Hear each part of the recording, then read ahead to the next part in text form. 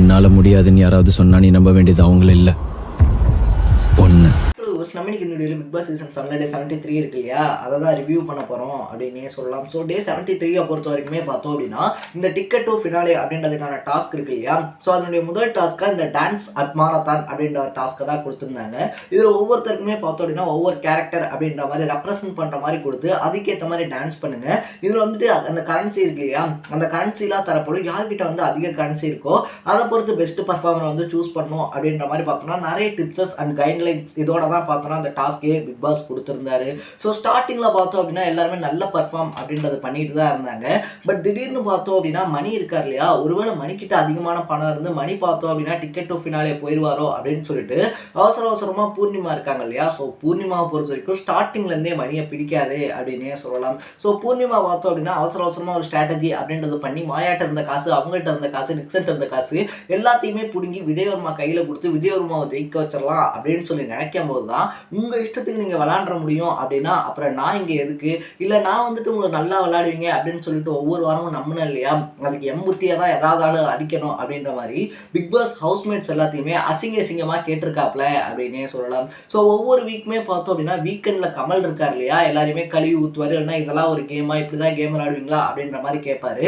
But இந்த 7 சீசனில் first டைமாக பிக் பாஸே காண்டாகி பார்த்தோம் அப்படின்னா உங்கள் இஷ்டத்துக்கு தான் நீங்கள் கேம் விளையாடுவீங்களா அப்படின்னு சொல்லிட்டு சீசன் 7 ஹவுஸ்மேட்ஸ் இருக்காங்க இல்லையா, அவங்க எல்லாத்தையுமே கேவலமாக கேள்வி கேட்டிருக்காரு அப்படின்னு தான் சொல்லணும். பட் இது நம்ம புள்ளிகங்க இருக்காங்க இல்லையா, அவங்களுக்கு ரொம்ப ஒரு அசால்ட்டான விஷயம், இது ஈஸியாக தட்டி விட்டு தொடச்சி விட்டு போயிட்டே இருப்பாங்க அப்படின்னே சொல்லலாம். ஏன்னா டிக்கெட் டு ஃபினாலே வந்துருச்சு, ஃபைனல் போகிறோம், டேலண்டான ஒரு பர்சன் வந்துட்டு கொஞ்சம் முன்னாடி போகலாம் அப்படின்ற மாதிரி ஒரு ஆப்ஷன் அப்படின்றத கொடுக்கும்போது கூட பார்த்தோம் அப்படின்னா மணி போயிடக்கூடாது, மணிக்கு வந்து அதிகப்படியான பணம் கொடுத்துட்டாங்க, அவங்க வந்து ஸ்ட்ராட்டஜி பண்ணிட்டாங்க அப்படின்னு சொல்லிட்டு இவங்க நினச்சிக்கிட்டு டேரெக்டாக விஜயவர்மாவை நம்ம ஆப்பனண்ட்டாக இறக்கலாம் அப்படின்ற மாதிரி சொல்லியிருந்தாங்க. சோகமான விஷயம் என்ன அப்படின்னா விஜயவர்மாவால் டிக்கெட் டு ஃபினாலே கூட விளையாட முடியாது, அவர் வேற ஒரு பர்சனை வேணா சூஸ் பண்ணிக்கலாம் அப்படின்றது தான் ஆப்ஷனே. ஸோ இது எல்லாமே தெரிஞ்சுமே பார்த்தோம் அப்படின்னா மணி ஃபினாலேக்கு போயிடக்கூடாது, டிக்கெட் டு ஃபினாலே வாங்கிடக்கூடாது அப்படின்னு சொல்லிட்டு அவங்க அவசரமாக பண்ண ஸ்ட்ராட்டஜி அப்படின்றது அவங்களுக்கே பேக் ஃபயர் ஆயிருக்கு அப்படின்னு தான் சொன்னோம். எந்த அளவுக்கு அப்படின்னு சொல்லி கேட்டோம்னா பிக் பாஸே டிசப்பாயின்மெண்ட் ஆனதோட மட்டும் இல்லாமல் உங்களுக்கு இன்னைக்கு நைட்டு டைம் தரேன், நாளைக்கு காலையில் கரெக்டான ஸ்கோர் போர்டில் இருக்கணும் அப்படின்னு சொல்லிட்டு வார்ன் பண்ணக்கூடிய அளவுக்கு இவங்களுடைய கேம் பிளே அப்படின்றது மகா மட்டமாக போய்கிட்டு இருக்கு அப்படின்னு தான் சொல்லணும். ஸோ இது மட்டும் இல்லாமல் இன்னும் எக்கச்சக்கமான இன்ட்ரெஸ்டிங்கான விஷயங்களும் டே 73 நடந்துச்சு. இப்படி டே 73 மட்டும் இல்லாமல் 100 டேஸ்க்கான அப்டேட்ஸை நீங்கள் தொடர்ந்து பார்க்கணும் அப்படின்னு ஆசைப்பட்டீங்கன்னா மறக்காமல் நம்ம சேனலை சப்ஸ்கிரைப் பண்ணிக்கோங்க. ஃபர்ஸ்ட் ஆஃப் ஆல் டே ஸ்டார்டிங்லேயே பார்த்தோம் அப்படின்னா நம்ம தலைவர் கூல் சுரேஷ் இருக்கார் இல்லையா, சீசன் 1 பரணி பண்ண அந்த சீன் அப்படின்றத ரீக்ரியேட் பண்ணிக்கிட்டு இருந்தாப்ல அப்படின்னு தான் சொல்லணும். சுற்றி முற்றி பார்த்தாப்புல கழுத்துலேருந்து அந்த மைக் இருக்கு இல்லையா அதை தூக்கி ஓரமாக வச்சாரு. சரி ஓகே என்னதான்டா பண்ண போகிறாரு அப்படின்னு சொல்லி பார்க்கும்போது சடன் சேர் எடுத்துகிட்டு வந்து போட்டு படப்படன்னு பார்த்தோம் அப்படின்னா வீட்டு கூரை மேலே ஏறிக்கிட்டு இருந்தார். அதுவும் நம்ம மணி இருக்கார் இல்லையா, தப்பாக கரெக்டான டைமிங்கில் போய் பார்த்தோம் அப்படின்னா இறங்கினேன் அப்படின்னு சொல்லிக்கிட்டு இருந்தார். ஸோ அதை விட்டுருந்தா கூல் சுரேஷ் ஏறி குதிச்சு போயிருப்பாரா அப்படின்றது எனக்கு ஒரு டவுட்டு தான். ஏன்னா கூல் சுரேஷை பொறுத்த வரைக்குமே பார்த்தோம் அப்படின்னா இந்த வீட்டில் நமக்கு ஒரு மதிப்பு இருக்குது, மரியாதை இருக்குது, அதை தாண்டி நம்ம வெளியே போய் ஒன்றும் பெருசாக பண்ண போகிறதும் கிடையாது. ஸோ இந்த வீட்டிலே இருந்துடலாம் அப்படின்றது தான் அவருடைய உள் மனசில் இருக்குது. பட் அப்பப்போ பார்த்தோம் அப்படின்னா நான் வீட்டுக்கு போகிறேன் அப்படின்னு சொல்லி பாவலா காட்டிட்டு மனுஷன் பார்த்தோம் அப்படின்னா அப்புறம் யாராவது நாமினேட் பண்ணாலும் அவங்களுக்கு அகேன்ஸ்டான பாயிண்ட்ஸ் அப்படின்றத ரொம்ப தீவிரமாக எடுத்து முன்னாடி வைக்கிறாரு. அது மட்டும் இல்லாமல் என்னையே நாமினேட் பண்ணீங்கன்னு சொல்லி கேள்வியும் கேட்குறாரு. ஸோ வெளியே போகணும் அப்படின்றது அவருடைய முடிவாக இருந்துருச்சு அப்படின்னா தாராளமாக அது நிறைய பேருக்கு தோணிருக்கு. போன சீசனில் கூட பார்த்தோம் அப்படின்னா ஜிபி முத்து இருக்கார் இல்லையா, அவருக்கும் தோணுச்சு.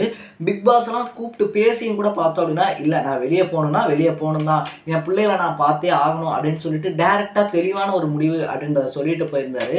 பட் இவர் பார்த்தோம் அப்படின்னா எல்லா வாரமும் நான் போகிறேன்ப்பா அப்படின்னு சொல்கிறதா இருந்தாலும் சரி, அது போகிறதுக்கான வாய்ப்பு வரும்போது நான் போகல, நான் இங்கே தான் இருப்பேன் அப்படின்னு சொல்கிறதா இருந்தாலும் சரி. ஸோ கூல் சுரேஷ் இருக்கார் இல்லையா, அவருடைய இந்த டிஃப்ரெண்ட்டான கேம் பிளே அப்படின்றது ஒரு விஷயத்த ஒரு டைம் சொன்னால் அது சென்டிமெண்ட்டாக இருக்கும், அதையே தொடர்ந்து பண்ணால் அது கிரிஞ்சாயிடும் அப்படின்ற மாதிரி தான் இருந்துச்சு. இதுக்கப்புறமா தான் இந்த டான்ஸ் மாரத்தான் அப்படின்ற கான்செப்டே உள்ளே கொண்டு வந்திருந்தாங்க. எல்லா ஹவுஸ்மேட்ஸுமே பார்த்தோம் அப்படின்னா ஒவ்வொரு கேரக்டர் அப்படின்ற மாதிரி கொடுத்துருவோம், அந்த கேரக்டருக்கு ஏற்ற மாதிரி தான் நீங்கள் பர்ஃபார்ம் பண்ணணும். ஸோ இதில் 3 பேரை வந்து செலக்ட் பண்ணலாம். ஒருத்தர் பார்த்தோம் அப்படின்னா அந்த கரன்சி இருக்கு இல்லையா, ஸோ ஒவ்வொரு ஹவுஸ்மேட்ஸுமே டான்ஸ் ஆனதை பொறுத்து பார்த்தோம் அப்படின்னா அவங்களுக்கு அந்த கரன்சி அப்படின்றது கொடுக்கப்படும்.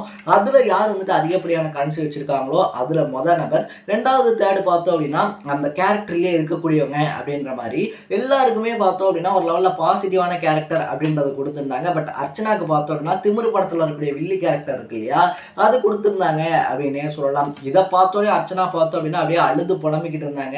என்னை வந்துட்டு தப்பாக போர்ட்ரேட் பண்ண பார்க்குறாங்க, எனக்கு இது டிசப்பாயின்மெண்ட்டாக இருக்குது அப்படின்னு சொல்லிட்டுலாம். ஸோ இது ஒரு கூலான விஷயமா ஜாலியான விஷயமா எடுத்துகிட்டு கிராஸ் பண்ணி போயிருந்தாங்க அப்படின்னாலே நல்லா இருந்திருக்கும். ஏன்னா அப்படி அழுது முடிச்சதுக்கு அப்புறமா அவங்க அந்த கேரக்டராக பர்ஃபார்ம் பண்ணதெல்லாம் பார்க்கும்போது பார்த்தோன்னா நல்லா தான் இருந்துச்சு. பட் அதுக்கு முன்னாடி அந்த அழுத பர்ஃபார்மன்ஸ் தான் கொஞ்சம் அன்வான்டாக இருந்துச்சு அப்படின்னே சொல்லலாம். ஸோ டான்ஸ் மாரத்தானை பொறுத்த வரைக்குமே மணி இருக்கார் இல்லையா, அவர் தான் பிள்ளையார் சொல்லி போட்டு வச்சாரு அப்படின்னே சொல்லலாம். ஸோ அவருடைய டான்ஸ் இதெல்லாம் நல்லா தான் இருந்துச்சு. பட் ரவீனா பண்ண ஒரு விஷயம் இருக்கு இல்லையா, அடுத்தடுத்து ஆட வரவங்கலாம் இருக்காங்க, அவங்களுக்குலாம் நம்ம பணம் கொடுக்கணும் அப்படின்றதெல்லாம் இல்லாமல் இருந்த மொத்த காசையுமே தூக்கி மணி கையில் கொடுத்துட்டு போனாங்க அப்படின்னு தான் சொல்லணும். ஸோ இந்த டாஸ்கே பார்த்தோம் அப்படின்னா நல்ல டேலண்டான பர்சன் உள்ளே போகணும் அப்படின்றதுக்காக தான்.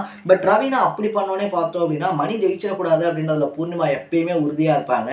ஏன்னா நாமினேஷன் அப்படின்ற ஒரு வார்த்தை காதில் கேட்டாலே கண்ணை மூடிக்கிட்டு மணி தான் அப்படின்னு சொல்லி பூர்ணிமா குத்திடுவாங்க. ஸோ அப்படி இருக்கும்போது டேரெக்டாக டிக்கெட் டு ஃபினாலே போக விட்டுருவாங்களா என்ன அப்படின்ற மாதிரி.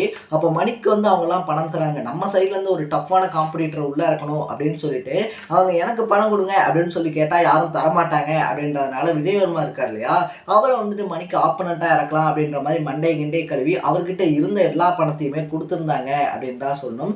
எல்லாரும் உங்கள் ஸ்கோரை போர்டில் எழுதுங்க அப்படின்னு சொல்லி பிக் பாஸ் சொல்லும் போது தான் பச்சையாக மாட்டிக்கிட்டியா அப்படின்னு மணி சொல்கிற மாதிரி அர்ச்சனா இருக்காங்க இல்லையா, அர்ச்சனா 0ன்னு எழுதியிருந்தாங்க, இன்னொரு பக்கத்தில் பூர்ணிமா 0ன்னு எழுதினாங்க.